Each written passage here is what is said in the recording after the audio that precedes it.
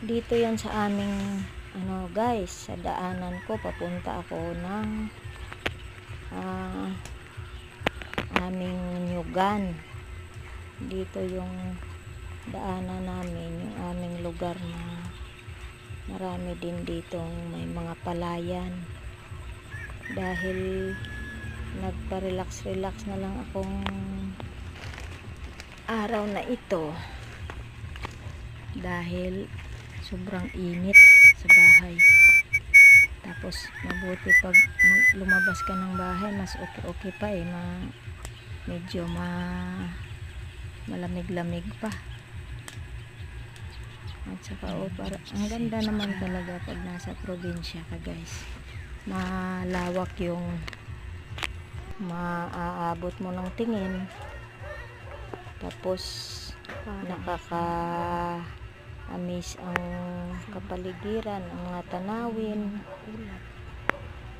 Yung malayo talaga sa mga polusyon at sa magulong syudad na pag doon ka sa pag medyo lalo na pag sa squatter ka doon sa Manila, masyadong mga dingding na lang ng bahay.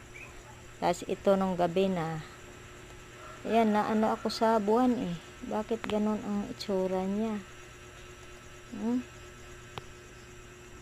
May mga sa paligid niya, parang may mga itim-itim na ugat. Ayan parang ng mata, parang kulang na lang maialulong. Nandito ako tapos nandoon sa ginawang kubo ng pinsan ko. Tapos, ginawaan niya ako. Pag higa-higa ko yan, nakikita kong pagdilat ko sa papikit-pikit kong konti. Pagdilat ko, nandyan pala sa sentro ang niyog na yon. Nandyan ang niyog.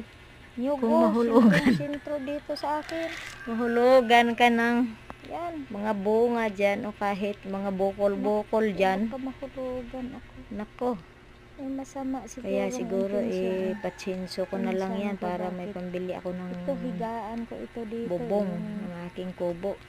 Yung nagustuhan ko ngayon kubo kasi na yan tapos atip na lang sana ang kulang niya, yung pagbubong niya. Higa ko at pag tingala ko dyan, siguro lang ganyan, trapal, pwede na yan. Malapit na yan. Para may silong-silungan lang ako pag nagbantay ako doon ng bubong aking mga taga doon sa niyog. Baka may nakuha na ganyan, may nahulik.